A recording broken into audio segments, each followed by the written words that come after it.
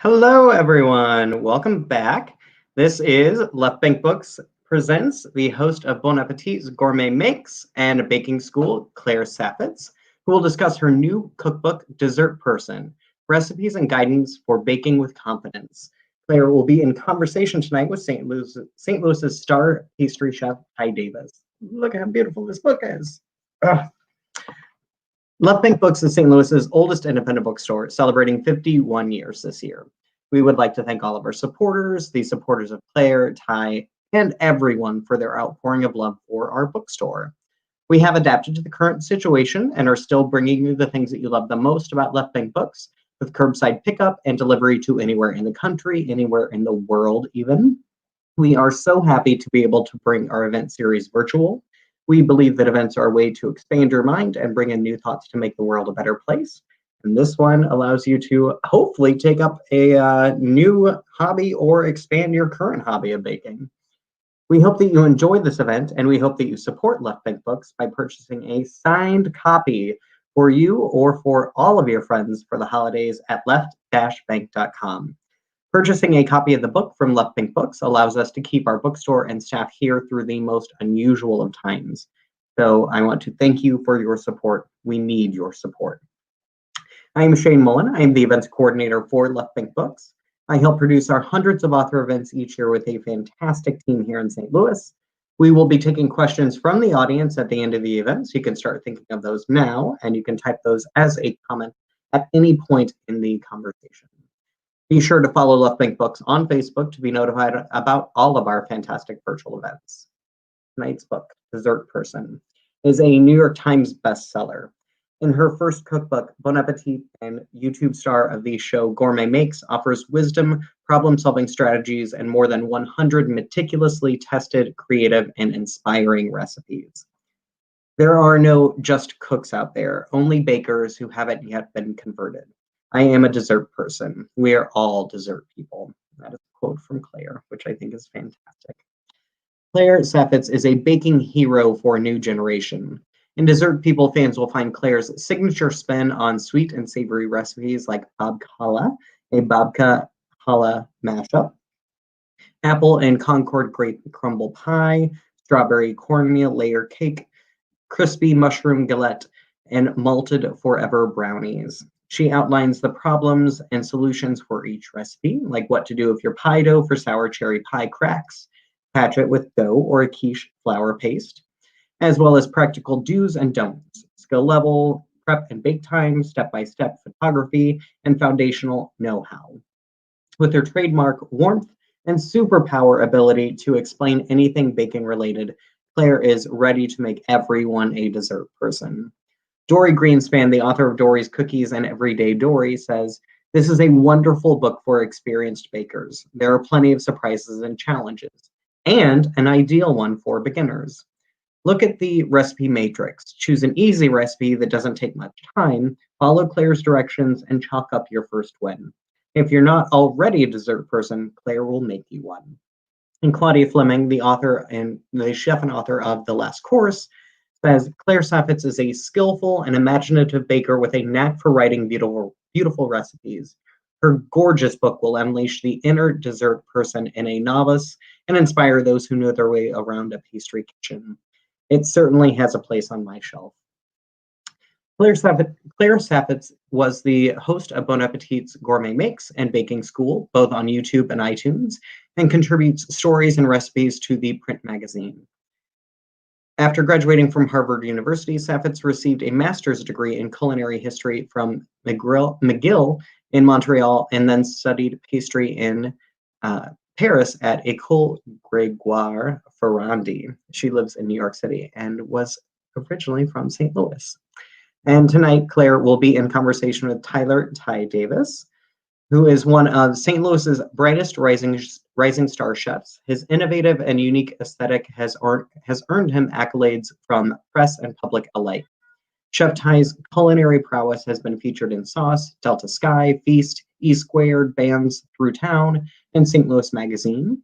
Before his success at The Chocolate Pig, Davis worked and staged in other highly praised kitchens, including Element, The Libertine, Niche, Franco, and the Damon Oyster Bar.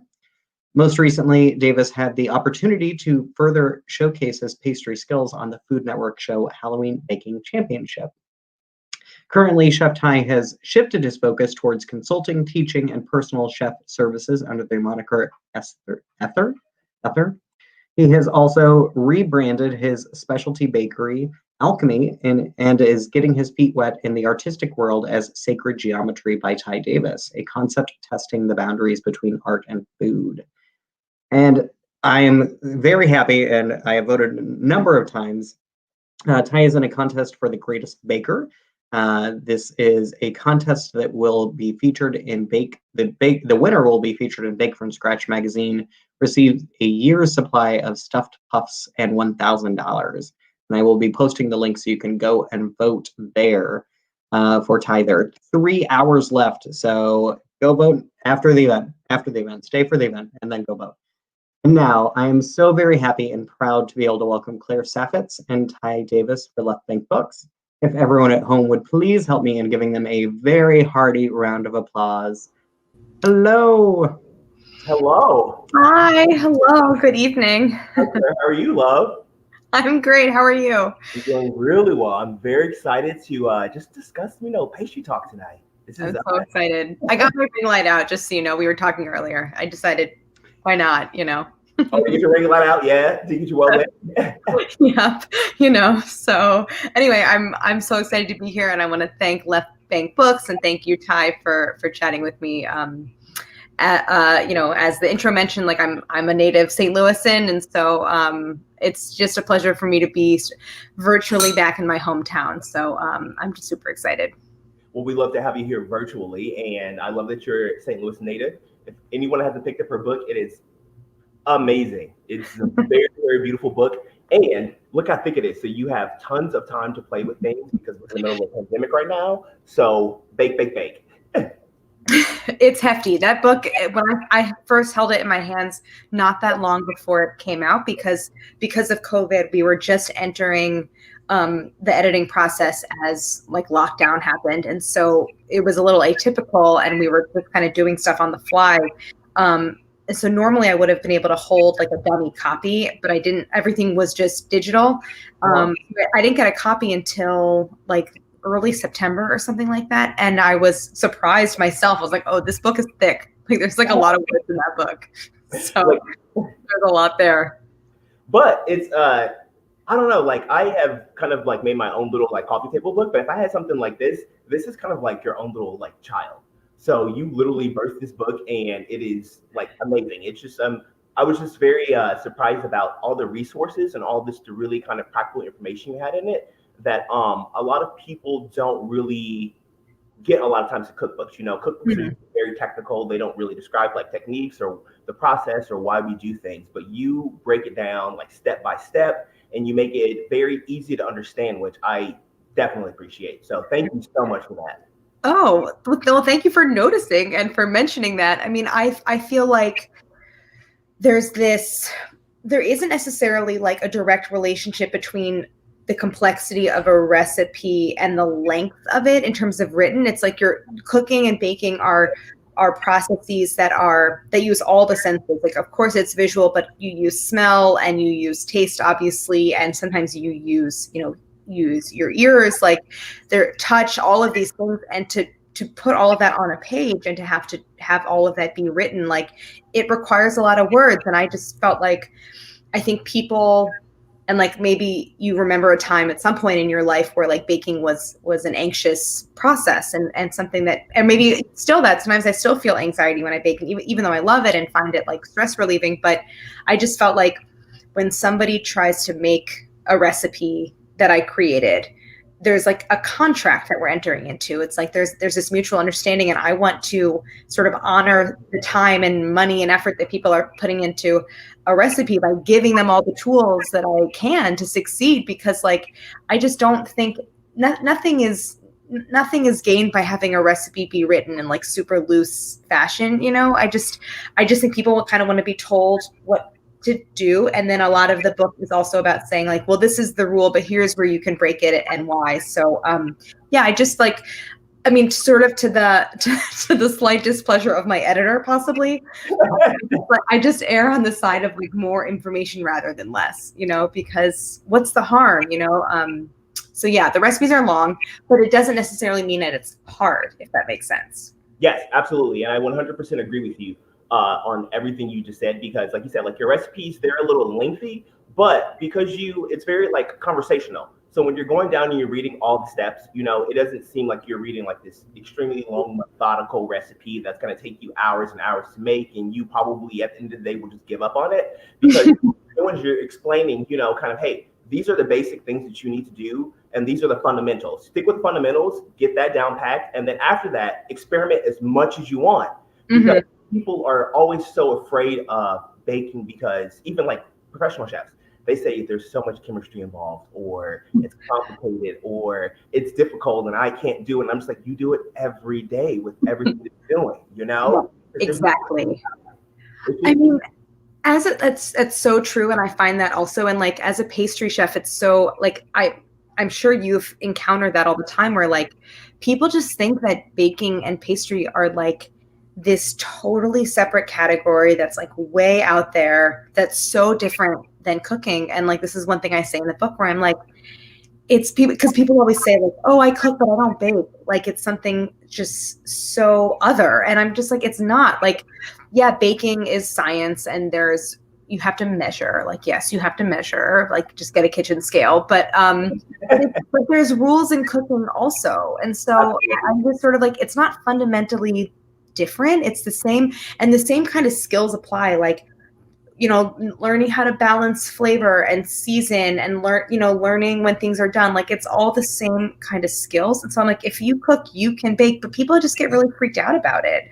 And I kind of understand why, but yeah, this book is really designed to help demystify those aspects of baking that feel just, a little bit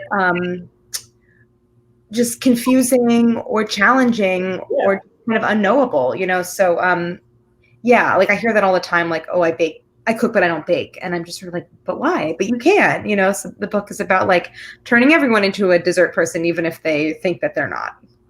As soon as people tell me that, especially if they, cook on a daily basis, they're like, oh, like I do this, but I don't bake. I'm like, do you turn your oven on? And they're like, yeah. I'm like, okay, so you're baking. Like the chicken in the oven, like you just bake that chicken. So booty. Yep. So yes. Oh, I love that.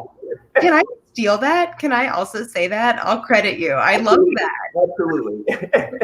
You turn on the oven, you are a baker. So just embrace it. Oh my God, I love that. Yeah, and it's like, what about something like a pot pie? Like, is that cooking or is that baking? Like, it's all the same thing in that case. Like, you're baking, and I just think that like there's so much more like fusion between the two than people acknowledge, and they think there's this hard line dividing cooking and baking. And like that's why in the book I have a whole chapter on like breads and savory baking, because I wanted people to know that baking doesn't have to only be dessert, even though the book is called Dessert Person, but baking can be dinner. You can make a savory tart, you can make a savory galette, all these things, and it's like it can be dinner and lunch and breakfast. Like it's, it can be everything. So I'm just like, baking is more flexible and sort of diverse than, Yeah. Cakes. Possibilities, like very, very malleable. And when you were talking about the savory parts of your book, absolutely love it, because I do kind of like a cool thing called like savory cheesecakes, and it kind of blows people's minds because they can't really kind of associate the two. Cheesecakes are sweet, but then you say savory, like what's going on here? But you have an amazing recipe in your book for, I think it's like clam and fennel. Oh yeah. Yes. So it's like clam fennel. I believe it's what, a tart. It's like, I call it a pizza, but it's more of like a flatbread, I suppose. Oh. And it's made with, there's like a flatbread dough in the book, and there's a chapter at the end that I call Foundations, where it's these kinds of like building block kind of recipes. So things like pie dough and pastry cream, and there's a flatbread dough, and then the clam and fennel pizza uses that dough, and you just make this like super garlicky, delicious, aromatic clam. You open clams and you add all these aromatics, and fennel and seafood is such a classic, wonderful combo. And that recipe came because I love clams, and growing up in St. Louis, I remember my dad would make linguine and clams all the time, but with canned clams, because like, you know, St. Louis. And now my parents live in the Boston area, and we still, you know, now we make them with fresh clams. And it's just, I love linguine and clams. I love clam pizza. And so I'm just sort of like, I can put a baking recipe in this book that, you know, uses clams and fennel, and there it is. So yeah, it's like that, like you said, like that's baking, you know, and I want people to know that and to be able to experience all that baking can do, if that makes sense. Yeah, absolutely. Yeah, I definitely 100% agree. And then just also, like, it's just a great thing to have in your repertoire, because baking is one of the things too where sometimes you can just like set it and forget it, which is to a lot of people. So if you're doing like breads or buns, those are really easy to execute as long as you have like the foundations for it, you know, and you have amazing bread recipes in there. I love like the kind of vodka mashup that you have in there, because like vodka is like super trendy right now. So everyone's trying to like create different types of vodkas and whatnot. And I looked inside your book and I was just like, wait, she combined what with what? Like this is it's awesome. It's absolutely amazing. And I love kind of like the way your mind works. Oh, thanks. It's so funny that babka is trending now. It's just like I'm Ashkenazi Jewish, and I think it would be like really funny if my like, you know, great grandfather like knew that babka was trending now, which is hilarious. Yeah, it's the lot of the bread recipes they all use active dry yeast because that's the most common kind of yeast for people at home. You know, whereas like in a professional setting, maybe you're using fresh yeast, or maybe you're even using like, you know, sourdough starter or something like that. But basically all the yeast recipes in the book call for active dry because it's just so easy to find. And that's like what I use at home too. But active dry yeast, and I talk about this in the book, like I think people get super freaked out about yeast, which I understand because there's a kind of this like mysterious quality of like, are the yeast alive? Is it gonna rise? You know? But if you just sort of understand fundamentally what's happening, which is that like with active dry yeast, it requires 2 rises. And so you have sort of what's called like the bulk rise, where, I mean, obviously you know, but just for people at home, sorry, that was my water. Sorry. You have the kind of bulk rise. So like if you're making babka, you have just the whole massive dough in your bowl and it's rising, and then you kind of punch it down. The yeast, which are alive, are kind of, you know, refreshing, and you're refeeding them, and then you form it, you shape it into your twist or your braid or whatever, and then it rises again. And what's wonderful about working with active dry yeast is it gives you an opportunity to let things chill in the fridge for a while, and it can, you know, because it's temperature sensitive. So I love the chapter on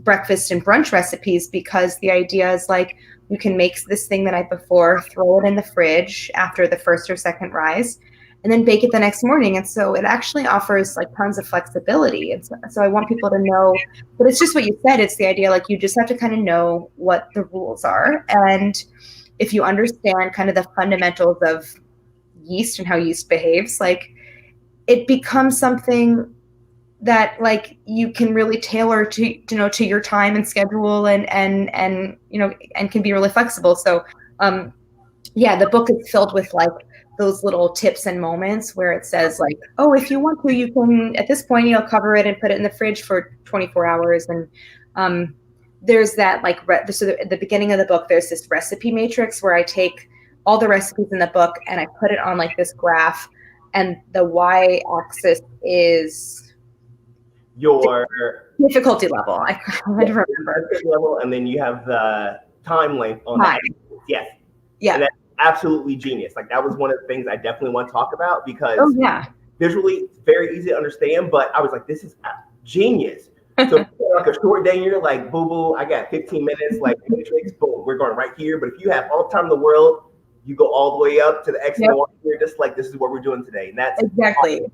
Right. Like you got an hour, make the brownies. If you have a weekend, make the croquembouche, you know, but like, so that was one thing to know about that X-axis. Like, you know, it's possible that there's an item that's on the bottom right, which would be a recipe that takes a long time, but it's super easy. And that's because there are certain recipes where like, you just need it to hang out in the fridge for a day and it's going to make it better, you know, and like it's super passive. You're not doing anything, but it just takes a little bit of time. So that matrix, the idea there is just to give people sort of like all the flexibility, all of the kind of pre-knowledge about what a recipe is going to require of them. And so it's just a really quick way to kind of plot everything. And you can say like, oh, this recipe is the top right. This is going to take a long time and it's going to be a lot of work, you know, whereas there's recipes that take a long time that aren't a lot of work. And then there's recipes that are kind of short, but are a lot of work. There's like a chocolate buttercream, which is like a French style buttercream with the cooking the sugar and, you know, like, you know, creating that emulsion, and like it's a little tricky. And so that's an example of a recipe that is brief in its execution, but is like super technical. And so, you know, it's complicated in that way. So yeah, there's just so many ways to look at a recipe. And I think it's not always like something that takes a long time isn't always hard. And I just wanted people to know that like time and difficulty are independent variables. Yes. The recipe, you know. So I'm to like skim through the entire book to look for like bake times and stuff, you know, like I love that it's just very visually just easy to read. Like I said, you know, like, yeah, I absolutely love it. And if I do ever make my next cookbook after this one, I probably may still a little matrix type thing, because I think that's absolutely do it. And I know Shane kind of talked about like your background, like you're definitely from St. Louis. I think you went to like Clayton High School. You have a background in what? History and literature? Yes. So you went to Harvard, right? Yeah. So I grew up in St. Louis. I went to Clayton High. I have two older sisters. They both went to Clayton also. And then when I graduated from Clayton, my family moved away and I went to college. And like, I always loved school. I loved reading and writing. And that was what I studied in at college also was, as you said, history and literature, American history and literature. So I didn't really approach or turn to cooking and baking professionally until like my early 20s. Like I was out of college and sort of wondering like, what am I going to do with my humanities degree? Like a lot of people, I think. And it just happened almost right away, like almost right after graduating, that the only thing that I wanted to do, the only thing that was making me feel not anxious and making me feel grounded and, you know, not like a freaked out 22-year-old was to like cook and bake. So, yeah, that was something that I sort of thought to myself, like, maybe I should pursue this and, you know, maybe this could be a career, but I'm really not sure. And then I decided to go to culinary school, but I always in my mind had this idea that I would kind of go back to like academic studies and I would, you know, maybe be like a professor or just be in school forever. Cause like, I just loved to learn and I loved sort of the lifestyle of like a student. So then I went from culinary school into graduate school where I thought to myself, like, maybe I can really combine my love of cooking and my love of school into, you know, like into this master's program where I studied basically food history, like the intellectual history of food I studied the early modern era in France and Britain. And that was mostly because I had come from culinary school in Paris where I was just like, wow, French cuisine is super interesting and is so historically rooted. And I wanted to study that. So I did a 1-year master's at McGill in a program that I loved. It was wonderful. And I just like read old old cookbooks that are like public domain. You could find them on the internet. And it was so great. And I learned so much, but I just really missed like making stuff. I would bake for all my classes and like bring my fellow grad students stuff. And I think they were just sort of like, what, this is kind of weird that this girl keeps like bringing us baked stuff. But it was just because I missed cooking and baking. And so I sort of thought like, okay, well, I don't think studying it academically is going to really kind of fulfill me in the way that I want it to. So that's when I kind of turned to food media and I was like, well, here's a way that I can still write and learn, but it feels just more practical and it feels like it's more for a popular audience where I can basically do all of these things that I really love. And so that's sort of how my career path took shape, but I certainly did not know at the time that like it was going to make sense in that way. Like I was clueless the whole time basically. And like, thank goodness it worked out because neither I nor my parents nor anyone else was so was so confident at the time. So I'm very, very, very lucky. But it's been, I'm really grateful for all of those different types of experiences, like grad school and culinary school. But like people ask me all the time, like, do I have to go to culinary school? And I say, no, you definitely do not have to go to culinary school. Like, I don't know what your thoughts are on it, but I was like, you do not. Absolutely not. Like, this is kind of like a cool mashup between you and I, because I honestly, Claire, have the exact same story. Went to college, like actually for music performance, and was like, hey, this is awesome. Absolutely love music. But once I got out, I was one, burnt out, and then two, it was one of the things where I was like, is this actual like a feasible kind of like career for me to have, for me to actually make a living? Because I have so many friends out there that are still struggling, you know, artists trying to get out there in symphony jobs or gigs, and also still in grad school. So I literally woke up one day and I was just like, I'm just gonna go on Craigslist and see what happens, because I think I like cooking, but I don't know what's going on, you know? And the same thing happened. Like, didn't know what the path was going to be, but fell in love with it, and things just started kind of happening. And I just fell in love with food, because you have so much creative like malleability when it comes to creating, because you are definitely a creative, you know? You have your foot in so many different things that you love, but you apply them in a way that makes you one successful, but also makes it, you know, just very like commensurate for what you want to be doing in your passions, you know, and the things, you know, I think that's very important. I think it's super inspiring for people out there that may not know what their path is going to be, you know, and may not know the direction. Just go for it, because I'm all self-taught. So I didn't go to culinary school at all. Right. So like completely different, but you don't have to go to culinary school. As long as you apply yourself and you, like you said, have the really good foundations, like the ones you have in your book, and you practice those things, you can do anything, man. Yeah, I mean, there's so many opportunities, especially now, for people to learn outside of this like formal and also very expensive, you know, like program of culinary school. There's a YouTube, there's so many books, there's just incredible formats for learning now. And so, yeah, I tell people, like, I went to culinary school because I was in it for like knowledge for the sake of knowledge, you know, but I don't think that it's necessary at all. And there's so many ways to learn. And so, yeah, I think it like depends on the individual, and everyone has kind of a different set of calculations for them, you know, that determine whether it's sort of worth it or not. But yeah, I think like I definitely see now in hindsight that for me, cooking and baking, really the reason I gravitated toward it, because it combines all of these things that were really important to me. Like, I really like working with my hands. I really like physically making things. And then there's I think there's a creative aspect to it. And then there's the sort of like more intellectual aspect of it too, where it's like, it just stimulates so many parts of my brain that are important to me. And I don't know if you feel this way about your work, but I feel like there's in a lot of ways, like I say this in the book, like I don't do yoga. I kind of hate yoga because it's just like not for me, but like baking for me is like my yoga. It's very meditative, right? Baking is once you get in your like groove, like, do you listen to music when you bake? Yep. Yeah. So once you get your music on and you get like, and like I call it like the bacon zen zone, and you're in there and you're just creating, like there's nothing better than that, you know? Yeah, it's therapeutic for sure.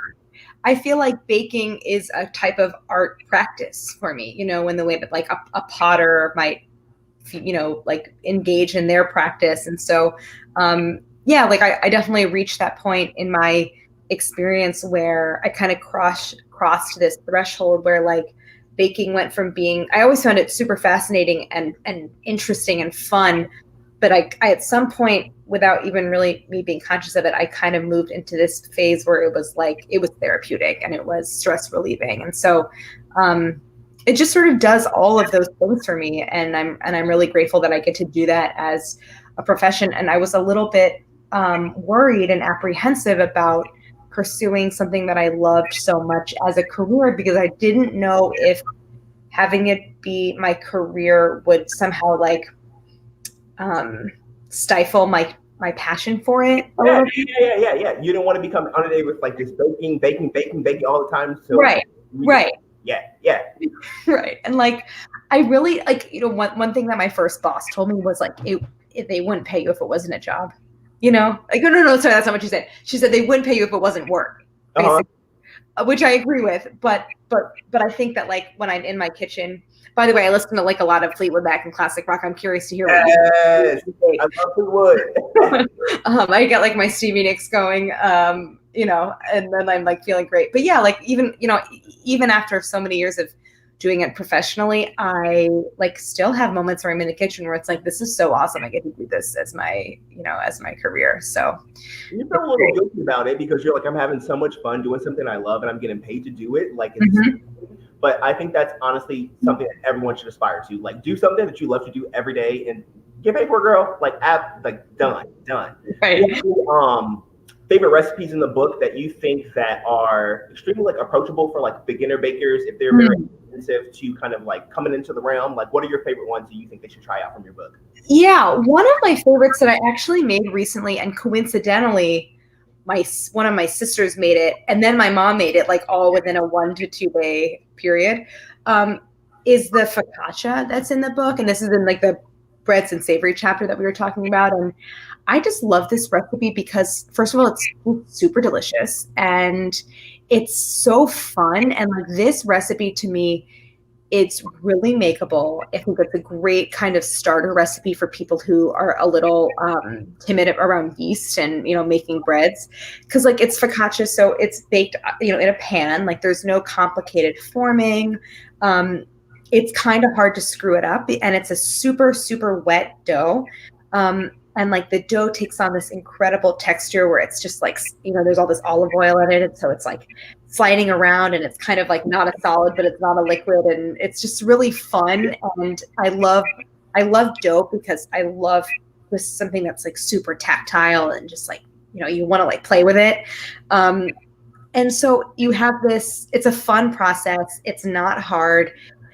It's very forgiving. And then you put this like tray of, and as I said before, like there's an optional chill overnight rest in the refrigerator, so it's, you know, accommodate your schedule.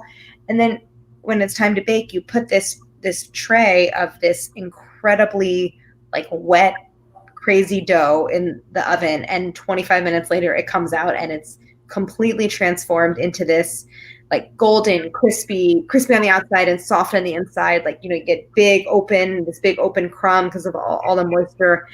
And you're just sort of like, wow, I can't believe I made that. You know, like I love that recipe because it's just, it represents the incredible transformation that happens during baking, you know?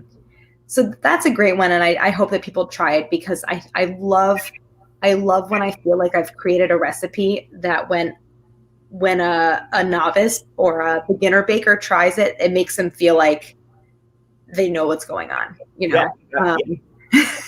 So yeah, it's great. That's a lovely one. And like just like the chocolate chip cookie recipe in the book is one I'm really proud of and super makeable. You don't need a mixer. You can do everything by hand in a bowl. But I think it's actually a really good representative recipe of the kinds of recipes in the book because there's like not a lot of steps, but it's just very specific. You know, it's like it just is very specific about how the order of operations, you know, but it's not hard. And I think that's how a lot of the recipes in the book are. Like they're very specific and they're going to tell you to do stuff in a very particular order. But it's not hard at all, and it's just like really, really delicious. So I love that too because if you're going to learn how to make at least one good thing, it should be a chocolate chip cookie. So if it takes you a little bit of time to perfect a chocolate chip cookie, which is literally the best dessert ever, everyone loves chocolate. If you don't love chocolate cookies, then you probably aren't alive. You're not living your best life. Oh my God, I could not agree more. I mean, like with all of the desserts that I've made, I still think the best dessert is a warm chocolate chip cookie. Like there's no beating it. So agree. Hi, Jay. Hi. I had to come back because that's just a great conversation. Yeah, there really nothing beats chocolate chip cookies. Nothing beats the warm chocolate chip cookies. The best, truly. Take some time to learn how to make it. But the focaccia as well, very, very easy. I've made focaccia dozens of times. I haven't made Claire's yet, but I'm definitely about to do it. And I'm a glutton for punishment. So the next thing is the silkiest chocolate buttercream. Like, definitely doing this weekend on it. Send me a message. I want to know how it turns out. I'm very curious. I'll see messages, pictures, anything you want, love. All of it. Yes. Videos, all of it. Do you have any questions, Shane? We have a lot of questions. We have a really great audience that is asking a lot of questions. So I wanted to come in and give a little extra time. And I wanted to also say that it makes sense to me knowing that you have like a literature background, like how just pleasurable reading the recipes are. Like, because I just get a lot of thrill from reading recipes, even if I'm not necessarily going to make them, because I'm still one of the beginning bakers. So that's why I really appreciate your book. Thank you. Thank you. Yeah, like recipes are a narrative. You know, there's like a beginning, middle, and an end. So I try to make them like sort of voicey, because like it's very easy to get into this recipe language that's like very like sort of you know, like mechanical. Yeah. So yeah, it's like, you know, why not have a little fun with the language? All right, so we're going to start with a question, or this is just a comment from Jason that I thought you might want to hear. Jason says, I love that Claire tries to help her fellow bakers out. I'll never forget her gourmet bakes for Pop-Tarts. And she was like, let's try and make these less complicated so people can make them at home. Oh, thanks. Yeah, gourmet makes was not recipes that people could make at home, and I would never make those at home. And so I wanted Dessert Person to really be about like service, you know, service for the home baker. Because like I'm a home baker. I'm not, unlike Tai, like I'm not a professional in that sense where like, and we were talking about this before we started, like I'm not doing bakery production, you know, I'm not doing retail to the public. Like I'm at home in my kitchen baking. So this is my, you know, this is my book for other home bakers. All right, so Madeleine asks, what were your favorite things to do and places to eat in St. Louis growing up? Yes, growing up, of course, Club Drew's, the like, you know, the standby. And I grew up in Clayton. Well, I was born in University City and then grew up in Clayton. So there were a lot of places like in the Loop that we would go. And in Clayton, I love, and still love the Vietnamese restaurant My Ly, which I think moved to Clayton. Like it used to be I don't remember where it was. It used to be on Delmar, I think. I don't know. Sometimes I forget the street names. But anyway, that place is awesome. And they have one of my favorite things I've ever eaten. And I've basically never found a better version than the one they had at My Ly. But the crispy Vietnamese pancake that's like the rice flour and turmeric, and it has like a bunch of bean sprouts and sometimes sliced pork or shrimp in it. And it's so delicious. And you like wrap it in a ton of like lettuce and other greenery, and with cilantro and like that. It's just so good. And I'm actually really hungry right now and super craving that. And I live in New York City, which is supposed to be, you know, like the food mecca. And like, you cannot find a good Vietnamese crepe like that. That's so funny, Claire. I literally just had My Ly yesterday. So really? Oh my God. Just went with my mom yesterday. So it's so good, right? Oh, it's so good. Like it has been so long since I lived in St. Louis, and I crave that place. So I'm so glad it's still around, because like we were there all the time growing up. So yeah, you know, we would have like Cafe Manhattan house salads, which like to this day I still think are delicious. So just yeah, I love St. Louis restaurants. I really do. So that leads to Courtney's question. When was the last time you visited St. Louis, and what did you eat while you were here? Okay, so I've been back several times in the last few years. So the last time I visited was fall of 2019. So a little over a year ago. I was back very briefly in October. But I did eat at Union Loafer, which was so awesome. And like, I love seeing all this artisanal bread in St. Louis, and that's awesome. I went to Nixta with friends, which was also so great, delicious. And I think it was a really brief trip. We definitely went to Ted Drew's. That was still so good. My order at Ted Drew's is an Oreo concrete, just the best. I'm trying to think of where else. Oh, I have a really big soft spot in my heart for this place, OR Juice and Smoothie by the Schnucks on Clayton Road. where like I just get bubble tea and like spring rolls, and like that place is great also. Yeah, just love all those spots. Brooke is asking, where do you get your inspiration for your recipes? Yeah, recipe inspiration comes like everywhere from all sources. You know, before COVID, it was like a lot of it would be sort of travel related. It was just, and it was a lot of it from places in and around New York, and but it could be anywhere. Like my sister, my brother-in-law, my sister's husband, they live in Ohio, and he works for a regional brewery, and like sent us some beer, and I was drinking one that was like a tangerine, had like tangerine and mango in it, and it was really good. And I was like, wow, tangerine and mango is such a great combination. Like that would make a cool dessert. You know, can I translate that? So it's everywhere really. And sometimes I'm super inspired by other people's cookbooks. I was just looking at a new cookbook that came out either yesterday or the day before, by a pastry chef in New York named Melissa Weller. And I was just looking at her book being like, this book is beautiful. And so other people's work inspires me. I like find endless inspiration in the book Shape and Yeast Desserts, that cookbook, which is just like a pastry classic, and the work of Claudia Fleming, who's someone I've admired for so long, but a renowned pastry chef in New York. So it's everywhere, and like mostly it's that I have to sort of be like, it's sometimes the creativity can get depleted, but it's also a renewable resource. So like I kind of used up all my creativity for a time working on the cookbook, and I feel like it's coming back now, and I'm starting to find that inspiration in other places again, fortunately. Courtney commented that OR Juice and Smoothie is a hidden gem. So oh, such a hidden gem. I love that place. I'm gonna have to find that place, because I used to shop at that Schnucks all the time and did not ever stop there, so I need to do that. It's good smoothies. All right, so next question is from Josh.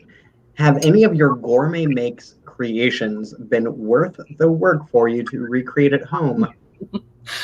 No. No, definitely not. I'm trying to think. Okay, maybe I'll take that back. I'll qualify that with, I did do Oreos at home, basically using the same recipe from Gourmet Makes, and they were very good. They were excellent, I have to say, and like not that much work. But I generally think that you have to be careful with stuff that's really labor intensive, because like it raises the stakes, and so the thing has to be that much better, for the effort. And so generally with Gourmet Makes, the answer was like, this is not worth it. Just eat the original, So short answer, no. Logan is saying, first, thanks for standing in solidarity with your colleagues and not renewing your contract with CNE. That being said, there are many of us who miss your content. So what is next for Claire Saffitz on screen and video? Yeah, great question. I did not know for a long time if I even really wanted to do video like that. I just never came from that place of being like, this is my goal. And so I was sort of reluctant for a long time, but I also have come to not only enjoy it, but also understand and see how video as a medium is perfect for recipe development. Like it's a visual process, and so there's so much to be said for having a video to accompany a recipe, and as a way of teaching, because like what I feel really most passionate about is teaching and sort of knowledge sharing and being a guide, and that's kind of what the goal of the book is. So that's all just to say that I do want to keep doing video, and so I'm starting to produce some of my own video content just out of stuff from the book to translate recipes from the book to to video, so that people can see, and it's just a different way of teaching. So yeah, I really do hope to do more video, but I think this is going to be like the video that I want to do, which, and like no shade to Gourmet Makes, that was just never the thing that I wanted to do as a baker. You know, it was like a super fun show and I got a lot out of it, but that concept didn't really feel like me. And so going forward, I just want to like make the stuff that I want to make. Love it. Well, going to the educational, and these might be questions for both of you. So do you have any general tips for gluten-free baking? My husband suffers from celiac disease and I struggle baking for him. That's the question from Laura. Tai, you want to take this one? I would say for gluten-free baking, I'm always like a proponent for just keep it super simple. So when it comes to gluten-free baking, a lot of the times I love making like chilled things or cold things. So any types of like ice creams with like coconut milk or like bananas, whatnot, are very easily executable. They also taste delicious and you don't have to worry about them just kind of being a little wonky or off like texturally or whatnot. But my always like go-tos when it comes to gluten-free bakery also are just like Cup for Cup. I think it's a great product that you can use. If you don't like Cup for Cup, then this is the opportunity for you as kind of a home baker to make up like your own blends. You know, we got rice flour, tapioca flour. I mean, you have like so many other different types of flours out there that you can kind of make your own mixes and blends with that you can kind of customize for yourself. And then also just certain things like xanthan gum really make a difference when it comes to anything I do like gluten-free baking. So if you're doing any kind of bread or anything like that, I always kind of like to add that in there. But research, you know, we have so many videos out there that are amazing resources. You know, like Claire has tons of like gluten-free recipes that you can use. I have tons of gluten-free recipes. So if you want to reach out to me and ask me for any of those, do it. But YouTube, awesome. I would just say watch as many videos as possible, read as many reviews as possible, and then just get some great books that you can just kind of pick and feel and kind of get what you like. You know, food is all about personal preferences, you know? I agree. I completely agree with the idea of like keep it simple. And I tend to think if you're baking gluten-free, then it's just sort of about strategically picking your recipes so that you're not selecting recipes that are sort of predicated on gluten for their structure. So like I said, like the chilled desserts, the frozen desserts, things like panna cotta, you know, or puddings where it's like there's just no flour in them anyway, and so they're already gluten-free. So there's like a couple in the book. There's like a rice pudding cake that basically you make rice pudding and then you like beat some eggs into it and bake it as a custard. So like anything in that category, because that's obviously rice and not wheat flour. Meringue, you know, like things that are with egg whites. So there's like, you know, a flourless chocolate cake, which again gets its structure from egg whites and not from flour. So yeah, I would say try to gravitate toward those things that are naturally gluten-free. And then when you want to make things like quick breads and muffins, like tend to also work pretty well gluten-free. And that's where, like Tai said, you know, go for like the Cup for Cup, the gluten-free flour blend. So yeah, but it is a lot of trial and error. And, you know, kind of have to sort of dial in what works for you. But yeah, I would say start with those recipes that are not going to pose a challenge because they don't have flour anyway. Yeah. Yeah. Nuts are also your friend. Yes. Almond flour is good. Tatiana asks, if kosher salt is not an option where you're from, in their case, how much regular table salt should you use as a substitute? This is tricky. I only use kosher salt in baking. And there's a whole thing in my book, because I think in St. Louis, it's much more common to find Morton kosher salt than what I find in New York, which is Diamond. So they're different brands. And so even between brands of kosher salt, because of the difference in density of the crystals, and like most people, even though when I'm at home and I'm baking, I weigh my ingredients, as I'm sure Tai does in a professional setting, but most people are measuring, you know, volume. So even between brands of kosher salt, like a teaspoon of Morton and a teaspoon of Diamond are going to have different levels of saltiness. And so it gets even more extreme when you switch to table salt, which has like super compact crystals and it's super salty. And you get almost like almost a bitterness from it. Yeah. Like I iodized table salt. So I don't cook with table salt. I just find that it really throws things off. So I would reduce the amounts drastically. I haven't tested it, so I couldn't say exactly, but I would say cut it 3/4, you know, if you're going to use table salt. But even if you can't find kosher, try using just sea salt. Use the fine sea salt. But try to basically use anything besides iodized table salt. 100% agree. We don't need to use iodized salt. We have iodine in everything, guys, now. So just regular salt, please. Yep.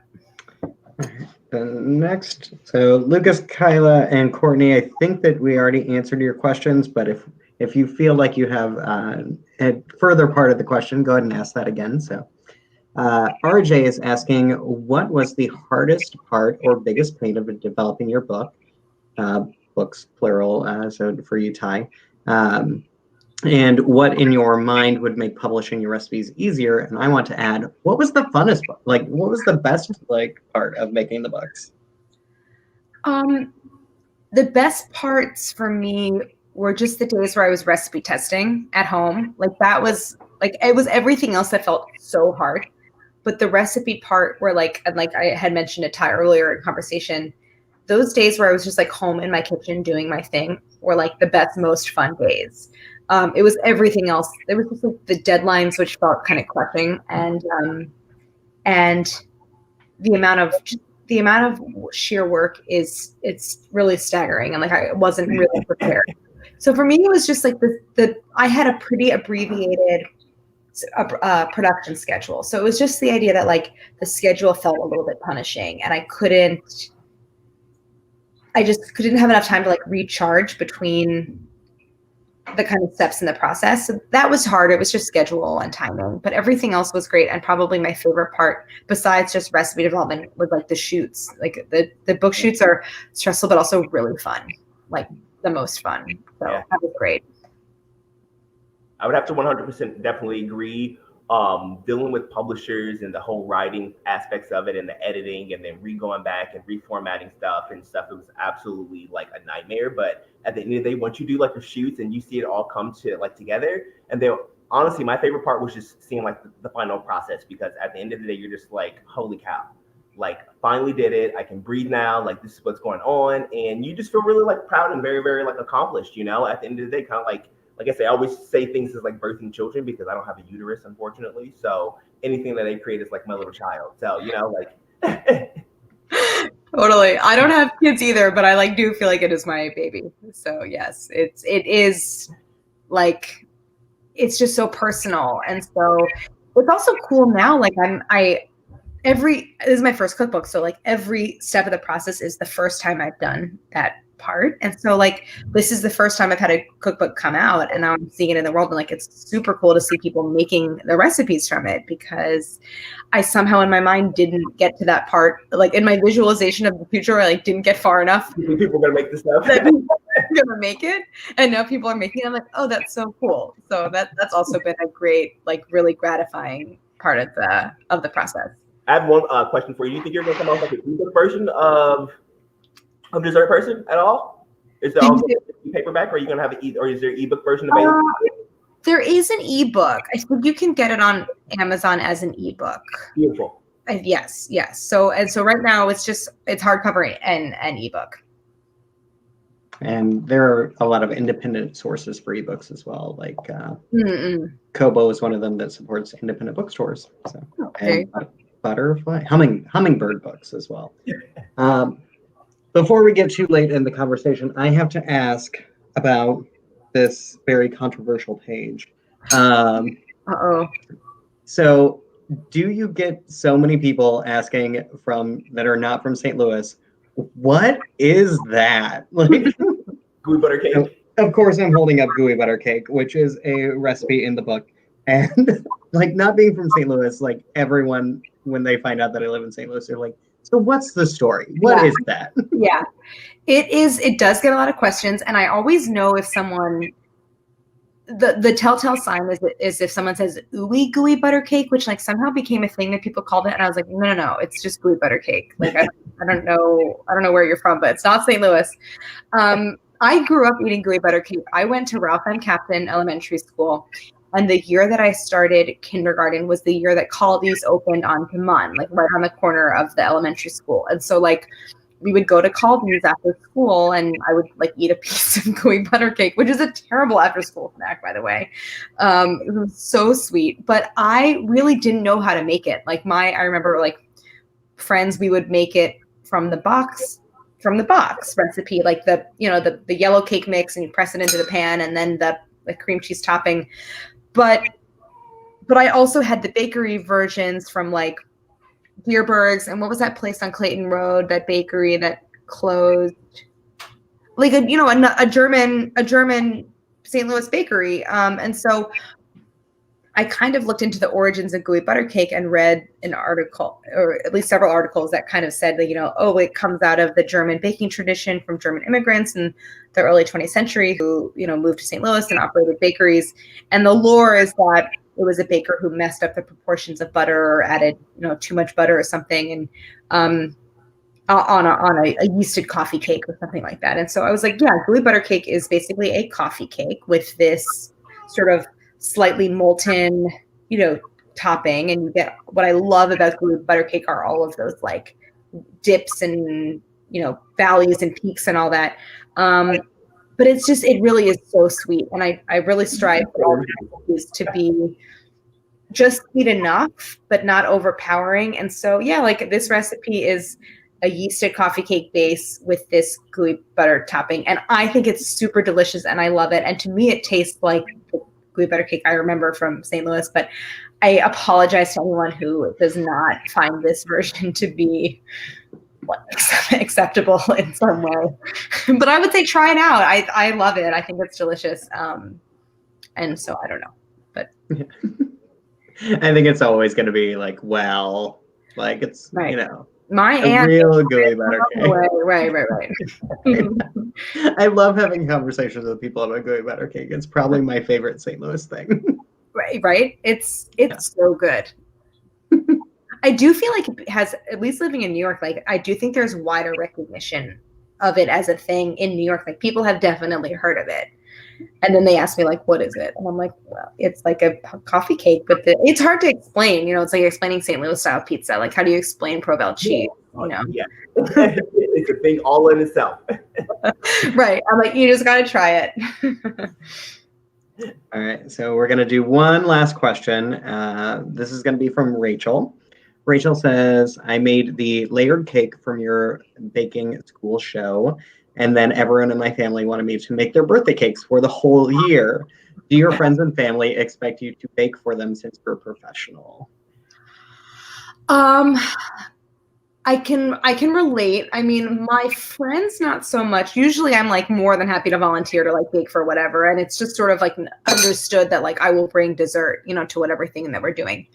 My family doesn't expect it, except for Thanksgiving, which we're not unfortunately doing this year as a family. But Thanksgiving is the only time of year where I feel like there's this expectation that like I'm going to make, this many pies and this, this kind of stuffing and all that. But other than that, they're like, usually my family is like trying to make it so that I don't feel that pressure to like be in the kitchen and cook for them. But usually my reaction is like, no, I want to. Like I get so excited to cook and bake for other people. So it's generally it never like really feels like a chore. But I hear what it can be.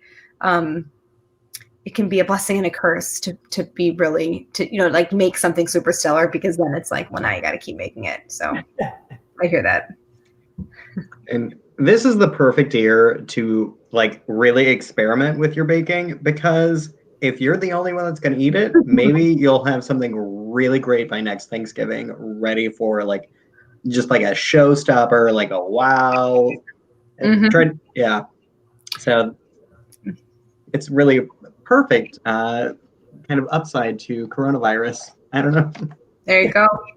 Pandemic baking. And like, your freezer is your friend. Just, you can if you're making cookies, freeze half the dough, freeze most of the cookies, like give them to your neighbors. It's, I share a lot of stuff with my neighbors because I'm obviously producing like more than I would consume.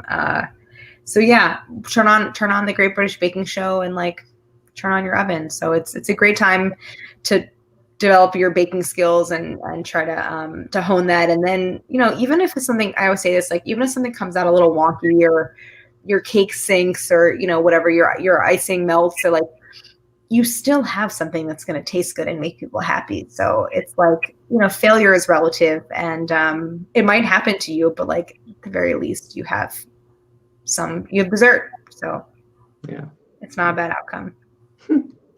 All right. I am sharing the links again. I want to first off remind everyone to go vote for Tai for this Greatest Baker contest because it would be great to see Tai advance to the next round. I'm such a big fan of yours, Tai. So I voted I voted almost every day. So. I appreciate you. Yeah. And Claire, I'm just so delighted. Signed copies of Dessert Person available for sale at Left Bank Books, left-bank.com. Tai, yours is signed, mine is not. I need to get one of the book plates because I was just like, I need to take this home right now and forgot to put the signed book plate in mine. So I left it for one of you happy audience members.